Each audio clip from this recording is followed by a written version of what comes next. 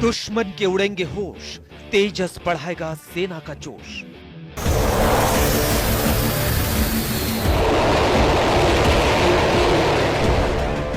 पाकिस्तान सीमा पर अब तेजस बनेगा हिंदुस्तान की शान।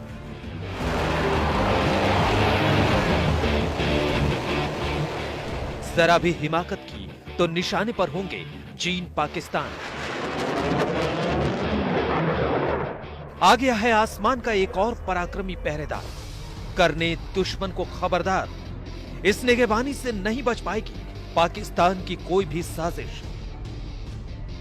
सरहद से हौसले बढ़ाने वाली खबर यह है कि तेजस को पाकिस्तान से सटी सीमा पर तैनात कर दिया गया है, वो भी ऑपरेशनल रोल में। जैसी जरूरत पड़ेगी वैसी ही जिम्मेदारी ये निभाएगा। यानी एलओसी पर पाकिस्तान ने हिमाकत की तो उसकी खैर नहीं, और एलएसी पर चीन ने चालबाजी की तो पल भर में तेजस कर देगा काम तमाम। एलसीए को वेस्टर्न फ्रंट में तैनात करना बहुत बड़ा एक काम है। दो चीजें दर्शाता है। एक, भारत का जो और भारतीय वायुसेना का एलसीए पर भरोसा। कोई भी वेपन सिस्टम तब तक दुश्मन के खिलाफ तैनात नहीं किया जाता है जब तक उसके ऊपर टेस्टिंग हो करके काफ़ी भरोसा ना आ जाए। तो ये भरोसा दिलाता है हमारे स्वदेशी फाइटर पे वेस्टर्न फ्रंट पे तैनात करा। तेजस को इससे पहले वेस्टर्न फ्रंट पर खूब इस्तेमाल किया गया है। पूरी तरह से ऑपरेशनल किरदार में इसने हजारों उड़ानें भरी है। तेजस 34वीं स्क्वाड्रन के तौर पर वायुसेना की शान बढ़ा रहा है। इसी साल मई में इसकी एक स्क्वाड्रन को कोयम्बटूर के पास शामिल किया गया था, जबकि इसकी दूसरी स्क्वाड्रन अंबाला में है। तेजस पाकिस्तान और चीन के थंडरबर्ड से कई गुना ज्यादा दमदार है। तेजस चौथी पीढ़ी का विमान है, जबकि थंडरबर्ड मिग-29 को सुधार कर बनाया गया है।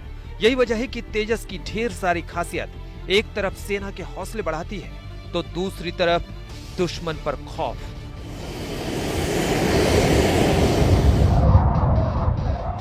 तेजस हवा से हवा में और हवा से जमीन पर मिसाइल दाग सकता है। तेजस 2222 किलोमीटर प्रति घंटे की गति से उड़ान भरने में सक्षम है और 3000 किलोमीटर की दूरी एक बार में उड़ान भर सकता है।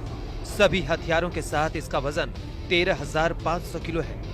ये 6 तरह की हवा से हवा में मार करने वाली मिसाइलों से लैस हो सकता है। डर्बी, पाइथन 5, R-73, अस्त्र, असराम और मेटियोर।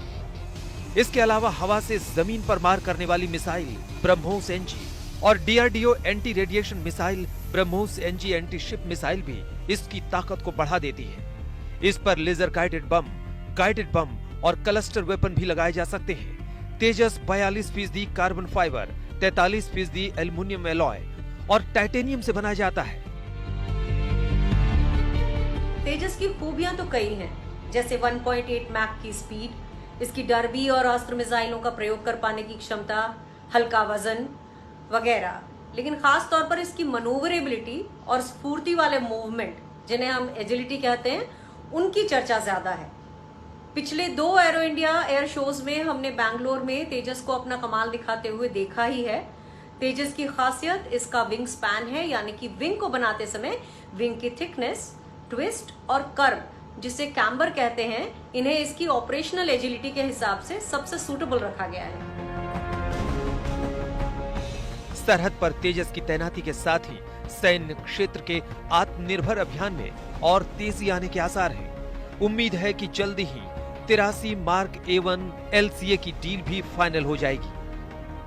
थल सेना और वायुसेना के प्रमुख इनके ऑपरेशन रोल पर पहले ही खुशी जाहिर कर चुके हैं। पीएम मोदी के आत्मनिर्भर अभियान पर जोर देने के बाद हाल ही में लाइट कॉम्बैट हेलीकॉप्टर भी चीन सीमा पर तैनात किया गया था।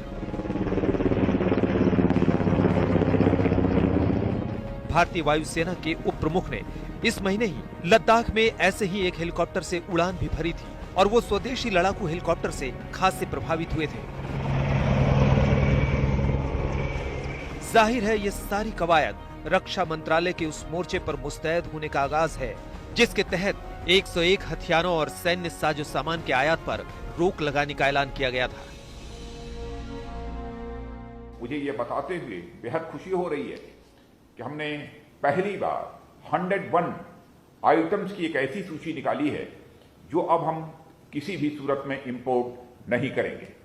एक बहुत बड़ा संकल्प हम लोगों ने लिया है, यह नेगेटिव लिस्ट इंपोर्ट की तैयार करके, और इस सूची को हम नेगेटिव लिस्ट कहते हैं, जिसमें सिर्फ स्मॉल आइटम से नहीं बल्कि हाई और क्रिटिकल टेक्नोलॉजी वाले वेपन सिस्टम भी शामिल हैं, जैसे artillery guns, assault rifles, light combat aircraft etcetera.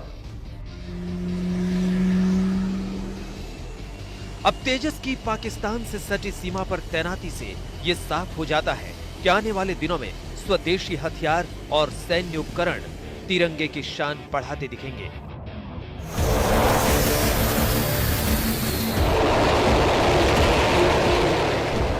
स्वतंत्रता दिवस के मौके पर प्रधानमंत्री नरेंद्र मोदी ने लाल किले की प्राचीर से घोषणा की कि भारतीय वायुसेना के बेड़े में आने वाले दिनों में और स्वदेशी लड़ाकू विमान LCA शामिल किए जाएंगे।